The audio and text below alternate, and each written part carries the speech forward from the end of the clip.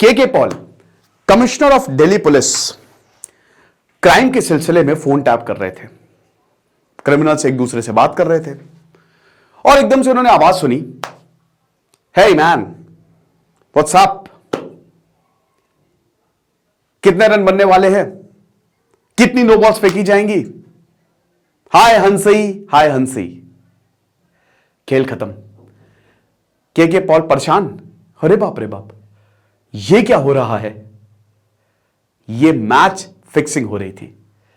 South Africa के captain हंसी क्रोनिये line पे थे। ये तुक्का लग गया। तो आज हम बात करेंगे मैच फिक्सिंग के बारे में। एक ऐसा दंश जो भारतीय क्रिकेट को सताता रहा है, पाकिस्तान में तो अभी भी होती है। पाकिस्तान की तो आप बात ही छोड़ दीजिए। मैच फिक्स हो तो लोग गेम देखने जाएंगे? नहीं जाएंगे। भारत में क्रिकेट खत्म हो चुका था, खत्म, गॉन। 1999 खेल कोई नहीं देगा, अरे कुछ नहीं। मैच फिक्सिंग का जो कीड़ा था वो ऐसा रेंगा है, सांप ने ऐसा डंक मारा कि भारतीय क्रिकेट खत्म। आईपीएल में हमने स्पॉट फिक्सिंग देखी। तो कैसे होती है मैच फिक्सिंग? शांतनु गुहा की एक शानदार किताब है, फ्रॉम क्रिकेट टू करप्शन, बहुत बढ़िया। और मैंने एक डॉक्यूमेंट्री देखी नेटफ्लिक्स पे, क्रिकेट करप्शन एंड पॉलिटिक्स, कुछ इस तरीके की है। कुछ इंटरव्यूज देखे तहलका के रिपोर्टर अनिरुद्ध बहल, जिन्होंने इस रिपोर्ट को सबसे पहले ब्रेक किया था। सबकी बात करेंगे, चलो। और कौन कौन से क्रिकेटर शामिल जिनके ऊपर आरोप लगे थे उनकी भी बात करेंगे। लिमिटलेस लीडरशिप का कोर्स आप जरूर अवेल करें दोस्तों। इसमें हमने केस स्टडी, ढेरों किताबों का रिव्यू, सिर्फ 300 रुपए का कोर्स है। मिनिमम 20 लेक्चर्स, मैक्सिमम 25 के ऊपर लेक्चर्स होने वाले हैं। प्रशांत सर क्लास लेंगे दोस्तों। 1 दिसंबर से क्लास शुरू होगी। बहुत ही कम वक्त बचा है, फटाक से कोर्स को अवेल करें। तो बात शुरू होती है कहां से? बात शुरू होती है मनोज प्रभाकर से। मनोज प्रभाकर ने एक बार बोला था कि मुझे एक बहुत बड़े खिलाड़ी ने 25 लाख रुपए दिए थे मैच फिक्स करने के। अब कौन था ये खिलाड़ी? 1997 में ये बयान आया, पता नहीं चला, लेकिन इस पे बड़ा बवाल मचा। बीसीसीआई ने मनोज प्रभाकर पर एक्शन लिया, उनको बैन किया और बड़ा बवाल हुआ, ठीक है ना। देखिए, बुकीज जो हैं, जो सट्टा लगाते हैं, बुकीज कभी हारते नहीं हैं। सट्टा हर एक चीज पे लगता था। फील्ड कैसे सेट होनी है, नो बॉल कितनी फेंकी जाएगी, अंडरवर्ल्ड इसमें पूरा इन्वॉल्व था। शारजाह में हमने दाऊद इब्राहिम को देखा। 2000 में जो मैच था, जब पेप्सी कप हुआ, शोएब अख्तर का डेब्यू, भयानक शोएब अख्तर, उसमें सबसे तेज रफ्तार वाली बॉल 160 किलोमीटर प्रति घंटा उसी सीरीज में फेंकी गई थी। उस समय इंडियन टीम एकदम नई थी। साउथ अफ्रीका, पाकिस्तान, इंडिया, और सबको पता था कि साउथ अफ्रीका तो क्वालिफाई करेगा। शारजहां में विक्रांत गुप्ता जो है वो मैच देखने जा रहे थे, स्पोर्ट्स जर्नलिस्ट, सबको पता है। वो बताते हैं कि जब मैं जा रहा था मैच देखने, तो उसके बाद हमको पता था पाकिस्तान ऑलरेडी क्वालिफाई कर गई है और आज भारत और साउथ अफ्रीका का मैच है, वो बाहर हो जाएगी। तो जब वो जा रहे थे तो उसके बाद जो ड्राइवर था मेरा, उस तक को पता था मैच फिक्स है। उसने बोला, अरे नहीं जी, आपकी टीम जीत रही है, क्या बात कर रहे हो, आपकी टीम फाइनल में जाएगी और 6 प्लेयर जो है वो आउट हो जाएंगे साउथ अफ्रीका के, आप देख लीजिएगा। उन्होंने बकायदा नाम बताया। जब वो फील्ड पे पहुंचे तो वही 6 प्लेयर को रेस्ट दिया गया, लेकिन इंडिया पहले आउट, 170 रन पे इंडिया आउट और साउथ अफ्रीका मैच जीत गया। तो बाद में पता चला कि विक्रांत गुप्ता बोले कि अरे ये तो बोला था इंडिया मैच जीत जाएगा, लेकिन इंडिया तो मैच हार गया। ये क्या हुई? तो बाद में विक्रांत गुप्ता बताते कि दाऊद इब्राहिम ने 50 करोड़ रुपए उस मैच में लगाए थे, कुछ झगड़ा हुआ, उन्होंने वो पैसे वापस खींच लिए और मैच का नतीजा बदल गया। ये होता था। कपिल देव ये किस्सा बताते हैं कि दाऊद इब्राहिम, शारजहां में ही मैच था, इसलिए बाद में भारत ने शारजहां में मैच भी देखने, खेलने बंद कर दिए थे, कि ड्रेसिंग रूम तक पहुंच गया था दाऊद इब्राहिम और मतलब मिलने जा रहा था, तो उन्होंने बोला वापस निकलो, ड्रेसिंग रूम में कोई अलाउड नहीं है, nobody is allowed in dressing room. तो हर एक चीज पे सट्टा लगता था, हर एक चीज पे बेटिंग होती थी। बेटिंग अभी भी होती है, ठीक है, लेकिन यहां पे बहुत सारे देशों में बेटिंग लीगल है, बट बेटिंग देखिए, अब बुकीज क्या करते थे, बुकीज चाहते थे, बुकीज कभी नहीं हारेगा। बताते हैं भैया, यहां पे एक बुकी जो बात की थी, जिसने ऑन रिकॉर्ड बात की थी, वो बताता है कि सबसे ज्यादा सट्टा लड़कियां लगाती थी, उनको अमीर बनना था, हर किसी को अमीर बनना था। और अमीर बनने के 2000 में, सन 2000 की बात कर रहे हैं, ज्यादा तरीके थे नहीं, आज तो बहुत सारे हैं, लेकिन उस समय बहुत कम तरीके थे अमीर बनने पे। तो सबको पैसा चाहिए था, तो बहुत सट्टा लगाया जाता था, हम तो माला माल हो रहे थे। एमके गुप्ता की स्टोरी बताऊंगा, बैंक की नौकरी छोड़ के इसमें आ गए थे वो। तो अब हुआ क्या कि ये पूरा का पूरा खेल चल रहा है तगड़े तरीके से, बुकी जो है, लेकिन बुकी को क्या चाहिए? मैच फिक्स, क्योंकि बुकी को पता है कि मैच फिक्स है और मैं ऐसे पैसे बनाऊंगा। समझ रहे हो? बुकी अपने हिसाब से मैच फिक्स करेगा, इसके लिए वो प्लेयर्स को पैसे देगा, सिंपल सी बात है। अब यहां पे शुरुआत होती है तहलका की। मनोज प्रभाकर, मैंने यहां पे अपने नोट्स बनाए हुए दोस्तों, ठीक है, बड़ी मेहनत लगती है भैया लेक्चर करने में, और आपको पता है कि मैं वन टेक में लेक्चर करता हूं, मेरे पास ना कुछ है, कोई टेली कुछ नहीं है, बस ऐसे ही है ना। तो अब यहां पे हुआ क्या कि बैटिंग चल रही है पूरी तरीके से। तहलका के जो अनिरुद्ध बहल है वो इसको क्या कहते हैं कि मतलब ये जो मैच फिक्सिंग वाली स्टोरी है इसको ब्रेक करते हैं। मनोज प्रभाकर पर ऑलरेडी गाज गिरी हुई थी। अब ऐसा बोला जाता है कि मनोज प्रभाकर एक बड़े गुस्सैल किस्म के आदमी थे, काफी उनके झगड़े भी हुए, प्लेयर्स से काफी ज्यादा झगड़े हुए और काफी ज्यादा ड्रेसिंग रूम पे भी काफी नेगेटिव, कपिल देव से उनके झगड़े, सचिन तेंदुलकर, नवजोत सिंह सिद्धू ने तो बैट लेके दौड़ा लिया था, ऐसा बताते। तो काफी गुस्सैल किस्म के आदमी थे। तो मनोज प्रभाकर बॉलिंग बहुत बढ़िया करते थे और जब फिक्सिंग की बात हुई उसके बाद वो खेले भी नहीं इंडिया की तरफ, मतलब बहुत मुश्किल हुआ। तो अब यहां पे मनोज प्रभाकर को यह लगा कि मुझे सिर्फ इसलिए नहीं खिलाया जा रहा है या कि शायद मैंने इसके बारे में बोला है तो मैं तो कुछ करूंगा। तो अनिरुद्ध बहल उस समय बड़े लंबे चौड़े एकदम जबरदस्त गजब के क्राइम रिपोर्टर और क्राइम जर्नलिस्ट थे वो। उन्होंने उस समय तहलका की शुरुआत हुई थी। आपको हैरान नहीं होगी कि तहलका जिसने बड़े बड़े स्टिंग ऑपरेशन किए हैं, उस समय स्टिंग ऑपरेशन की शुरुआत मैच फिक्सिंग से हुई थी।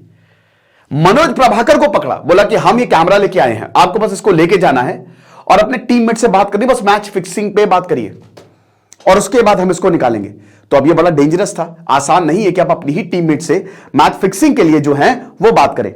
अब इस स्टिंग ऑपरेशन ये हुआ, इस पूरे स्टिंग ऑपरेशन का नाम था फॉलेन हीरोज। उस समय जयवंत लेले बीसीसीआई सेक्रेटरी थे, वो लगातार बोल रहे थे क्योंकि क्रिकेट अगर फिक्स होगा, कोई भी गेम फिक्स होगा तो कोई क्यों जाएगा, हमारी भावनाएं जुड़ी हैं भाई। अगर वही गेम फिक्स होगा तो हम पागल है जो देखेंगे इतना टाइम बर्बाद करके। लेकिन ये हुआ, जयवंत लले लगातार बोल रहे थे हटाओ इसको, कुछ नहीं। अच्छा, उस समय आईसीसी के प्रेसिडेंट जगमोहन डालमिया थे, आईएस बिंद्रा को जस्ट हटाया गया था, तो बहुत कुछ चल रहा था उस समय, ठीक है। तो अब यहां पे हुआ क्या कि मनोज प्रभाकर से जब पूछा गया, पहले तो उन्होंने डॉक्यूमेंट्री पूरा मतलब स्टिंग ऑपरेशन किया। जब मनोज प्रभाकर से पूछा गया कि आखिरकार वो कौन खिलाड़ी है जिसने आपको 25 लाख रुपए 1993 में ऑफर किए थे, तो फिर पूरी दुनिया हिलने वाली थी।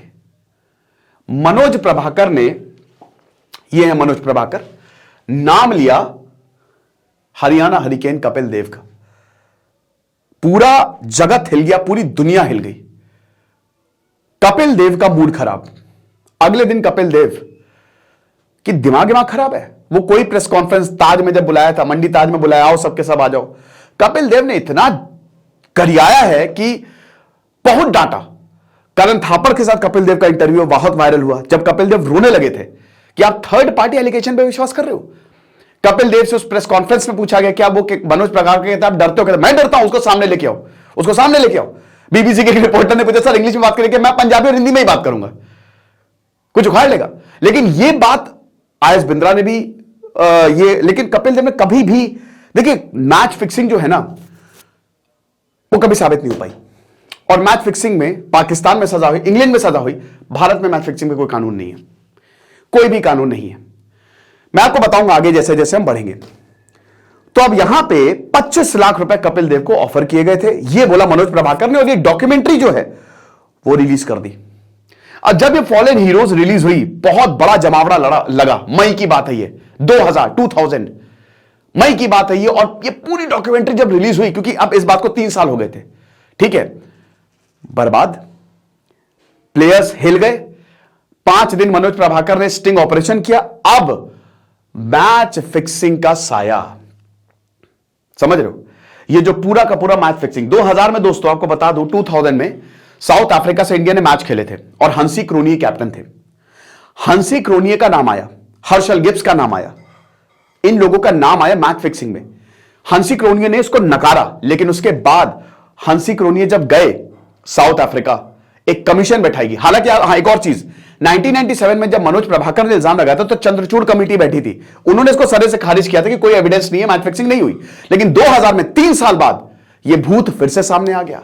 हंसी क्रोनी ने ऑन रिकॉर्ड साउथ अफ्रीका में ये कह दिया कि हां मैंने मैच फिक्स किया था, और ये बहुत बड़ी बात है हंसी क्रोनी की, उन्होंने इसको एक्सेप्ट किया। हालांकि ये हंसी क्रोनी बहुत ही शानदार क्रिकेटर, बहुत ही खुश मिजाज इंसान। जब देखिए उस समय साउथ अफ्रीका ने नया नया क्रिकेट खेलना शुरू किया था, 1992 की बात है, और जब साउथ अफ्रीका क्रिकेट खेलना शुरू किया था ना, तो उसने आते ही भूचाल मचा दिया था। Allan Donald, Shaun Pollock, Herschelle Gibbs, Hansie Cronje, Gary Kirsten, Lance Klusener, इतने शानदार प्लेयर, बोला कि अरे ये इसको तो कोई बीट ही नहीं कर पाएगा। लेकिन फिर हंसी क्रोनी पे जब ये इल्जाम लगा, उसके बाद उन्होंने सुसाइड कर मर गए थे वो, ठीक है, डिप्रेशन हो गया था उनको, सीवियर डिप्रेशन था। ये बहुत ही दुखद था कि एक शानदार क्रिकेटर, वरना आज वो भी कमेंट्री कर रहे होते, शायद कोच भी होते किसी टीम के, और बहुत बढ़िया इंसान थे। बट उन्होंने मैच फिक्स किया, बोला कि जब भाई संजय चावला से, खैर अच्छा अभी संजय चावला की बात करेंगे बाद में हम, ठीक है ना। तो ये पूरा का पूरा, तो हंसी क्रोनी, अब जैसे के पॉल ने ये आवाज सुनी, तो फिर ये भूत जो है दोबारा, फिर उसके बाद ये फॉलन हीरोज, इसकी पूरी स्क्रीनिंग की गई। अब तब तहलका ने स्टिंग ऑपरेशन, और उसके बाद फिर उन्होंने ऐसा सिलसिला शुरू किया तहलका ने कि सबकी जो है वो बैंड बजा दी। केस जो है वो सीबीआई को सौंपा गया। सीबीआई अब इस पिक्चर में आ गई। अच्छा, बीसीसीआई को इसको बचाना था, क्योंकि उस समय आप ये समझिए कि बीसीसीआई हर प्लेयर्स को बुला रही थी, क्योंकि इसमें बहुत सारे प्लेयर्स के नाम आए थे, ठीक है, तो हर प्लेयर्स को बुला रही थी। और सबसे बड़ा नाम किसका आया था? मोहम्मद अजहरुद्दीन, उस समय के भारतीय कप्तान, अजय जडेजा, नयन मूंगिया, इन सबका, अजय शर्मा तो इन सबका किसी ने भी दोस्तों मैच फिक्सिंग को माना नहीं, और कोर्ट ने भी इनको बरी किया है, ठीक है। मोहम्मद अजहरुद्दीन, इस पे तो मूवी भी बनी है, बट सीबीआई को ये पूरी की पूरी बागडोर जो है वो सौंपी गई। अब प्रॉब्लम ये थी कि जब सीबीआई ने इस पे इन्वेस्टिगेट करना शुरू किया, तो उनके पास एविडेंस के नाम पे खाली बातचीत थी और कुछ नहीं था। अब बातचीत से कैसे साबित हो जाए? ऊपर से मैच फिक्सिंग पे कोई लॉ नहीं है, मैच फिक्सिंग साबित भी हो जाए तो आप सजा नहीं दे सकते, बैन कर दो। बैन हुए, Mohammad Azharuddin lifetime ban लगा उनके ऊपर, ये चीज है। डब्बा सिस्टम के थ्रू पूरी की पूरी मैच फिक्सिंग होती थी, और शारजहां तो जो है वो सेंटर था, वो गढ़ था, ठीक है। अब जब सीबीआई इन्वेस्टिगेट कर रही थी, तो इसमें एमके गुप्ता का नाम आया था, है ना। हंसी क्रोनी जब बातचीत कर रहे थे तो उसमें एमके गुप्ता का नाम आया था। और एमके गुप्ता कौन है? दिमाग वाला इंसान, एक जबरदस्त इंसान जो बैंक में नौकरी करता था, लेकिन वो क्रिकेट को देखता था। वो क्रिकेटर नहीं था, वो क्रिकेट को देखता था। वो देखता था कि जब क्रिकेट होता है तो लोग पगला जाते हैं। वो देखता था क्रिकेट के लिए पीछे लोग पागल हैं। वो देखता है, उसने क्रिकेट की बारीकियों को समझा कि कहां क्या है, और उसके बाद वो इस खेल में उतर गया, फिक्सिंग के खेल में। उसने हंसी क्रोनियों को पकड़ा, 30,000 रुपए दिए थे, ऐसा पूरा ये रिकॉर्ड हुआ था। ज्वेलरी शॉप जाओ बेटा, जो मन हो वो शॉपिंग करो, ये हिसाब किताब है। उस समय नीरज कुमार जॉइंट डायरेक्टर थे सीबीआई के, वो ये सारी चीजें बताते हैं, ठीक है। अब देखिए ये बुकीज क्या करते हैं ना, ये जाते हैं और ये प्लेयर्स पे नजर रखते हैं। अब देखिए शुरुआत में प्लेयर्स क्या है, कुछ नहीं है। आपने इकबाल मूवी देखी है, उसमें क्या होता है, वो कुछ नहीं होता है। लेकिन इनकी ये आगे के 10 सालों का सोचते हैं। अगर कोई एक्सट्रीमली गजब का टैलेंट है, हो सकता है प्लेयर्स को ना पता, टीम को ना पता, इनको पता होता है ये आगे जाके इंडिया खेलेगा। तो अब ये अजय शर्मा से मिले। अजय शर्मा क्रिकेटर, और ऐसा ही होता है। एमके गुप्ता अजय शर्मा से मिला, और अजय शर्मा बाद में इंडिया भी खेले। तो जब एमके गुप्ता मिला, उसने देखा कि ये क्रिकेटर बहुत बड़ा निकलेगा। उसने पहले पैसे वैसे ऑफर किए। अब देखिए बुकीज क्या करते हैं ना, आपकी सारी ख्वाहिशें, सर बंगला चाहिए मैं दूंगा ना, सर गाड़ी चाहिए मैं दूंगा ना। मोहम्मद अजहरुद्दीन को 1 करोड़ की जरूरत थी। ऐसा बोला जाता है कि एमके गुप्ता ने, सीबीआई ने यह दावा किया था कि एमके गुप्ता ने रातों रात वो पैसे का इंतजाम करवाया था। यह चीज है कि 50 लाख अभी ले लो, 50 लाख काम होने के बाद, तो जो भी मन हो आपको पैसे, ये ऑफर जो है वो करेंगे। ये हिसाब किताब रहा। तो अब अजय शर्मा जो है, मतलब बताते हैं यहां पे बुकीज की सब फंसते हैं, सारे क्रिकेटर्स फंसते हैं, सारे नहीं, मतलब जो थोड़े कच्चे तो फंस जाते हैं। अल्कोहल से आसानी से, लड़कियों से, अय्याशी से, ये सब चीजें आम है, ये चीज है। तो एमके गुप्ता का नाम आया। अब एमके गुप्ता की ढूंढैया चालू कि एमके गुप्ता को ढूंढो। एमके गुप्ता अंडरग्राउंड, और सारे बुकीज के, क्योंकि अब मैच फिक्सिंग बाहर आ गई थी, और सबके जितने भी कैंप, सब खलबली मच गई।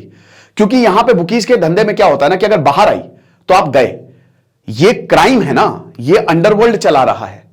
तो समझ लो किसने लीक की, पता चल गया, गए, और लॉस झेलना नहीं। यहां पे पैसे का खेल, तो अब एमके गुप्ता की ढूंढैया चालू हुई, कहां है एमके गुप्ता, कहां है एमके गुप्ता। फिर एक दिन जॉइंट डायरेक्टर को फोन आता है, ठीक है, यहां पे नीरज कुमार को, और बोला कि सर आप मेरे घर पे आइए।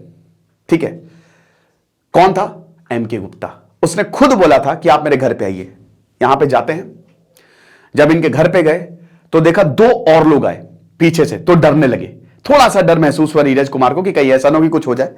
तो यहां पे एमके गुप्ता ने बोलना शुरू किया, और एमके गुप्ता ने इंडियन कैप्टन मोहम्मद अजहरुद्दीन का नाम लिया, और उसने एक एक कहानी बता डाली कि अजय शर्मा ने ही मुझे इंडियन कैप्टन मोहम्मद अजहरुद्दीन से मिलवाया था, मैंने उनको पैसे दिए, मैंने हंसी क्रोनियो को भी पैसे दिए थे, मैंने उनको पैसे दिए। इसमें अजय, बहुत सारे अजय, मैंने बताया ना, इन सबके नाम थे।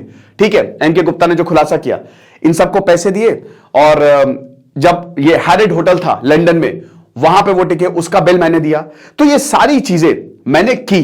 इंग्लैंड में जब वो गए थे तब मैंने वहां पे जो है वो उनको प्रॉपर शॉपिंग करवाई, उनको जो चाहिए था मैंने दिया, एमके गुप्ता। तो अब यहां पे जो जॉइंट डायरेक्टर थे उन्होंने कहा कल हमारे ऑफिस आओ, तो सीबीआई के ऑफिस में उन्होंने ये बात बोली। अब इन्होंने बोला क्या तुम ये बोलोगे ऑन रिकॉर्ड? बोला कि नहीं सर, अगर मैं बोलूंगा तो मैं मर जाऊंगा, मुझे मार देंगे। एमके गुप्ता ने कहा ये बहुत डेंजरस गेम है। कहता फिर इनको बहलाया कि कुछ नहीं होगा, तो इन्होंने वहां पे भी सारी स्टोरी यही बोली, सेम चीज बोल दी। अब उसके बाद क्या होता है कि जब मोहम्मद अजहरुद्दीन का नाम है तो बीसीसीआई ने बुलाया। ठीक है, उस समय मोहम्मद अजहरुद्दीन बहुत बड़ा, और उन्होंने इसको नकारा, वो आज भी नकारते हैं, हमको अभी भी नहीं पता सच क्या है। हो सकता है एमके गुप्ता सच बोल रहे, हो सकता है Mohammad Azharuddin, we don't know. ठीक है, ये सब आरोपी है, सीबीआई कहता है कि हमारे पास पूरे सबूत थे, लेकिन कानून नहीं है, क्या करें।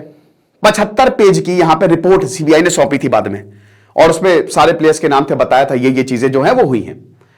तो अब हुआ क्या कि जब मोहम्मद अजहरुद्दीन को सीबीआई ने बुलाया अपने ऑफिस में इन्वेस्टिगेट करने के लिए, तो पहले तो मोहम्मद अजहरुद्दीन ने मना किया कि मैं कुछ नहीं जानता हूं, लेकिन बाद में यहां पे नीरज कुमार बताते हैं कि मुझे लगा कि जब सीधी इंग्लिश से घी नहीं निकलेगा तो उंगली टेढ़ी करनी पड़ेगी। मैंने उनको सारे एविडेंस दिखाए, मैंने इनको एक एक चीज दिखाई कि ये देखो तुम्हारा बिल है, जिस सिम कार्ड को तुम यूज कर रहे हो वो भी बुकी ने दिया है, ये सब कुछ है हमारे पास। और बगल के रूम में एमके गुप्ता बैठा है, क्या हम उसको बुलाएं, तुम्हारा आमना सामना करवाएं? यहां पे सीबीआई डायरेक्टर बताते हैं कि एमके, फिर मोहम्मद अजहरुद्दीन जो है वो टूट गए, और उन्होंने ये एक्सेप्ट कर दिया। इससे पहले वो कोई भी बातचीत, he was not answering straight. तो ये चीज है। फिर 75 पेज की रिपोर्ट आई। अब जब 75 पेज की दोस्तों रिपोर्ट आई है तो इसमें कुछ खास हुआ नहीं, क्योंकि मैच फिक्सिंग कोई क्रिमिनल ऑफेंस तो है नहीं, लेकिन उस समय पूरे भारत में प्रदर्शन हुआ क्रिकेट को लेकर। भारत में क्रिकेट देखा, अरे क्या क्रिकेट देखेंगे, मैच फिक्स होते हैं, ऐसा हिसाब किताब। मनोज प्रभाकर पे आरोप लगे मैच फिक्स करने के, बाद में यही फंस गए। मनोज प्रभाकर पे आरोप लगे कि भैया इन्होंने मैच फिक्स। उसके बाद मनोज प्रभाकर ने ये बोला कि भाई कौन है, किसने बोला, बताइए, आप बताइए कि मैंने ये चलाया, मैंने ही ये मुहिम चलाई मैच फिक्सिंग की, आप मुझे ही। बाद में इन्हीं पे आरोप लगे कि इन्होंने भी पैसे लिए थे। संजय चावला, मनोज प्रभा, ये यहां पे एमके गुप्ता, ये पूरा निक्सस जो है वो उजागर हुआ। ये चीज है। बीसीसीआई ने पनिश किया अजय जडेजा पे शायद 7 सालों का बैन लगाया। मोहम्मद अजहरुद्दीन पे ताउम्र जो है वो बैन लगा। मोहम्मद अजहरुद्दीन बहुत उदास थे, और जो उनके रेड्डी थे, रामानंद रेड्डी थे, उनको अपना वकील हायर किया, और उसके बाद मोहम्मद अजहरुद्दीन ये मामला ले गए कोर्ट। ठीक है, अब जब मोहम्मद अजहरुद्दीन ये मामला कोर्ट में ले गए तो 2011 में यह फैसला आता है कि मैच फिक्सिंग नहीं किया मोहम्मद अजहरुद्दीन ने, अजय जडेजा ने, अजय शर्मा, कोई भी सबूत, पुख्ता सबूत हमारे पास नहीं है। सीबीआई डायरेक्टर बोलते हैं कि एक बार संगीता बिजलानी जो उनकी वाइफ है, इनको फैक्स भेजा था मोहम्मद अजहरुद्दीन ने, और उस फैक्स में भी उन्होंने वही बताया था जो उन्होंने हमको बताया था। हमारे पास सारे सबूत थे, लेकिन हाईकोर्ट में वो नहीं हुआ। तो हाईकोर्ट ने, अब मोहम्मद अजहरुद्दीन ने कहा कि मैं कभी भी मैच फिक्स नहीं था, मुझे फंसाने के लिए इनकी साजिश रची गई है, ये बहुत गलत हुआ है मेरे साथ, क्योंकि मैंने हमेशा भारत के लिए सोचा है और मैंने भारत के लिए काम किया है, तो that is very very wrong, ये बोला। और 2011 में सबके सब बाइज्जत बरी भी हो गए, पुख्ता सबूत नहीं मिले। अब 1999 में दोस्तों ऐसा हुआ, 1999 में, कि भारत की क्रिकेट खत्म। अब उस समय बीसीसीआई ने सारे पुराने चेहरों को हटा दिया। सचिन तेंदुलकर से कप्तानी हटा के सौरव गांगुली को दी गई। 2000 में चैंपियंस ट्रॉफी होनी थी, लेकिन उस समय तक सबको क्या है चैंपियंस ट्रॉफी, लेकिन वहां पे युवराज सिंह, जहीर खान जैसे नए खिलाड़ी थे, और युवराज सिंह का डेब्यू था उस समय। तो युवराज सिंह ने जो 84 रनों की पारी खेली थी ताबड़तोड़, सब भूल गए कि कोई मैच फिक्सिंग हुई थी, ये वो, फिर से क्रिकेट जो है वो अलाइव हो गया। बट मैच फिक्सिंग का दंश हमेशा से रहा है। शम्स ताहिर खान बताते कि अभी भी मैच फिक्स होते हैं, ठीक है। हालांकि अब बीसीसीआई ने बहुत ही ज्यादा सख्ती बरती है, एक एंटी करप्शन सेल, कोई भी प्लेयर से ऐसे नहीं मिल सकता, लगातार नजरें रखी जाती है। तो अब तो लगभग नामुमकिन हो गया, बट फिर भी थोड़ा बहुत पहुंच है ना। आईपीएल पे तो बहुत स्पॉट फिक्सिंग के आरोप लगे, शीर्ष चंद पे आरोप ये थे कि टॉवल डाल दो, टॉवल हटा दो, जिसकी वजह से उन पे भी बैन लगा, है ना। ऐसे इशारा करोगे। और पाकिस्तान में तो आपको पता ही है, ठीक है, सलमान बट हो गए, मोहम्मद आमिर मैच फिक्सिंग, मोहम्मद आसिफ इतना शानदार बॉलर मैच फिक्सिंग की वजह से चला गया, चंद पैसों की वजह से बेच का है सब। तो ये पूरी की पूरी कहानी थी भारत में मैच फिक्सिंग की, ऐसे हुआ था। किताब आप जरूर पढ़िएगा, मैंने तो संक्षेप में आपको बताया है, लेकिन अगर आपको और भी जानना है तो बहुत बढ़िया किताब है। बाकी आप हमारे कोर्स को जरूर अवेल करें, लिमिटलेस लीडरशिप, आपको बहुत ज्यादा फायदा होगा। Thank you so much.